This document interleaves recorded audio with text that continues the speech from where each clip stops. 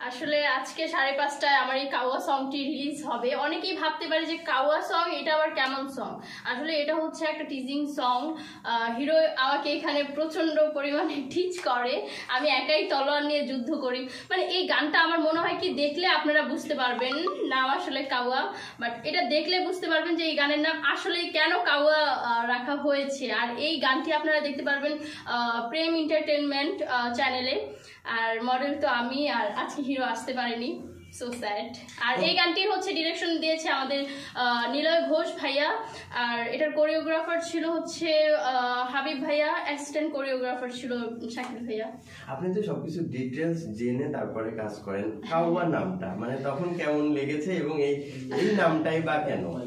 তখন আমার কাছে মনে হয়েছে যে যখন আমরা সংটা করি পরে আর কি নামটা দেওয়া হয়, তো যখন সংটা করেছি তখন আমার কাছে মানে আমি আগে তো গান পাঠায় আমাকে, তো গানটা শুনে আমার কাছে এত ভালো লেগেছে, মানে আমার কাছে কেন জানি মনে হলো যে এটা লাগবে বা এটা দিয়ে মানুষ টিকটক করবে, এটা মানুষের পছন্দ হবে। আসলে এখনকার মানুষ একটু ফাঙ্কি টাইপের গানগুলো পছন্দ করে না।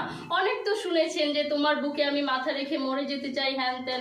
এবার একটু ভিন্ন টাইপের গান শোনা দরকার, তো আমি ভাববো যে এটা একটা ভিন্ন টাইপের একটা গান, এটা দেখলেই হচ্ছে পাবলিক বুঝতে পারবে। আচ্ছা আপনি ভাই জন্য হঠাৎ করে থামতে বললো কেন ভাইয়া? এক্সকিউজ মি, সাউন্ড অফ করেন।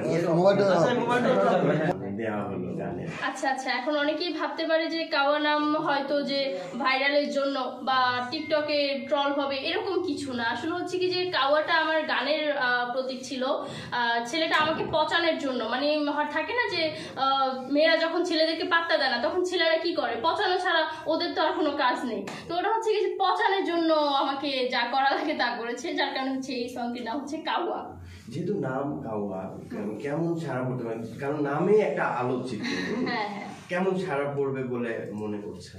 আমার কাছে মনে হয় যে এটা যদি মানুষ দেখে তাদের 100% ভালো লাগবে, কারণ আমরা অনেক ধরে কাজটা করেছি, ইভেন হচ্ছে এটার জন্য অনেক কষ্ট করেছি।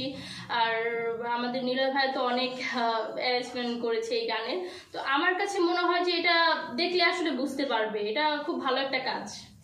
রিমু, আপনি অনেক আলোচিত, এটা আসলে কিভাবে সম্ভব হয়েছে? এটা আসলে মানুষের ভালোবাসায় সম্ভব হয়েছে, কারণ অনেক মেয়েরা বা অনেক ছেলেরা মিডিয়ায় এসে অনেক তোড়পাড় করে বা হ্যান তেন, অনেক বছর লেগে যায় একটা ক্যারিয়ার করতে বা আলোচনায় থাকতে। বাট আমার দ্বারাই কিন্তু এরকম কিছুই হয়নি, আমি হুট করে মিডিয়ায় কাজ করছি মানুষের ভালোবাসায় এত আলোচিত হয়ে গেলাম। তো আমার কাছে মনে হয় যে এটা ভালো দিক, এটা আমার জন্য পসিবল হয়েছে বা পাবলিকের ভালোবাসায়। একটা প্রসঙ্গ এসেছে যে আপনার হেটার্স অনেক, মানে এই ব্যাপারটা এসেছে এবং আপনি একটু মেনশন করে বলেছেন যে আপনার যারা শত্রু তারা মেয়ে, মানে এই ব্যাপারটা একটু জানতে। আসলে আমার মেয়ে শত্রু হচ্ছে অনেক বেশি। কেন বেশি এটা আমি আপনাদেরকে বলি, মিডিয়ার মেয়েরা হচ্ছে আমার শত্রু বেশি। কারণ শত্রু বলতে ওরা হচ্ছে কি যে দেখবেন যে অনেক কিছু করে, দিন শেষে অনেক কিছু করে একটা ভালো একটা ক্যারিয়ার করতে পারে না, কারণ ওই যে যোগ্যতা থাকা লাগে আমার মনে হয়। তো ওরা মানে আমাকে হিংসা করে এই একই কারণে। একটা মেয়ে একবার কমেন্টে লিখেছিল যে ভাই আমি এত কিছু কইরা ভালো একটা পর্যায়ে যেতে পারলাম না, সামান্য মেকআপ আর্টিস্টের বউ হইয়া ও এত বড় বড় কথা কিভাবে বলে বা এত আলোচনায় কিভাবে হইয়া গেল, এ তো নায়িকাদের সমান হয়ে গেছে।